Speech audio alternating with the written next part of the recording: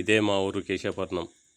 దరాబణకెళ్ళి మేము ఏకశిల విగ్రహం వినాయకుని దగ్గరికి పోతున్నాం. బయనగుట్ట కింద ఉంటుంది. దరాబణ దిగిన వాగు ప్రాంతం అంటే ఎడమ చేయి బాజుకు మల్లపక్షం ఉంటుంది, కుడి చేయి బాజుకు మా ఊరు నల్లలబాయి ఉంటుంది. ఇది తోవండి పోతా అంటే బయనగుట్ట దారి వస్తుంది. దగ్గర దగ్గర వాగు వచ్చింది. ఈ వాగు దాటిపోవాలి. వాగు దాటినామంటే ఇక ఆ ప్రాంతానికి చేరుకోవచ్చు మేము. ఈ వాగు కనిపించేది వాగు ఇది.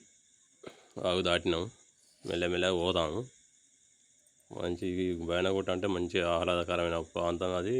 అప్పుడు ఆ కాలంలో ఏ రాతి యుగంలో వెలిసిండో ఈ దేవుడు వినాయక స్వామి. ఇక గొడ్ల కాసేటోళ్ళు ఉంటారు, మేకలు కాసేటోళ్ళు ఉంటారు, గొర్రె కాసేటోళ్ళు ఉంటారు, ముదిరాలు తేనె చెట్టు తెస్తారు, సీతాఫలకాయలు నింపుతారు. అన్ని రకాల ఈ గుట్టకు అన్నీ దొరుకుతాయి. చాలామంది బతికేది ఈ గుట్ట మీద ఆధారపడి. ఇప్పుడు ఈ స్వామి దగ్గరికి పోదామని పోతున్నాం మేము. వినాయకుడు విఘ్నేశ్వర స్వామి. ఈ గుట్టకు కోతులు బాగుండే, ఇప్పుడు కూడా కనిపిస్తారు. ఇవాళ మరి ఎడిపోయినాయో. ఈ గుట్ట పేరు బయనగుట్ట అంటారు మా ప్రాంతంలో. మేము పెట్టుకున్న పేరట మా వెనకడలు. ఎర్రగా చెట్లు మంచిగా ఉన్నాయి, పచ్చగా ఎర్రగా.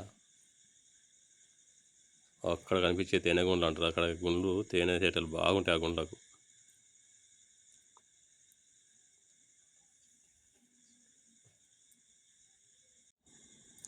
మేము అట్లా కనిపించే వినాయక విగ్రహం దగ్గరికి వచ్చినట్టే. ఇక కనిపిస్తుంది చూడు, యాప చెట్టు కిందనే ఉన్నాడు వినాయక స్వామి.